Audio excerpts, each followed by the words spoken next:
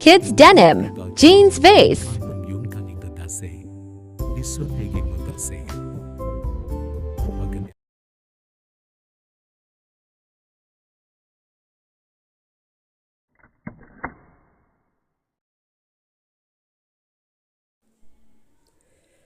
A 13-year-old Afghan boy's curiosity led him to stow away in the landing gear compartment. Thank you. Listen to the news.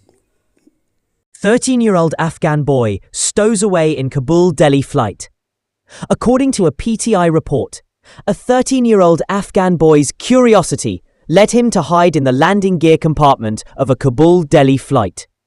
The boy managed to travel undetected on CAM Airlines flight number RQ4401, which landed at Delhi's Indira Gandhi International (IGI) airport around 11:10 a.m. on Sunday. Upon arrival, he was detained by Indian security personnel and questioned for several hours before being sent back to Kabul on the same flight. The boy reportedly told authorities that he attempted this out of curiosity.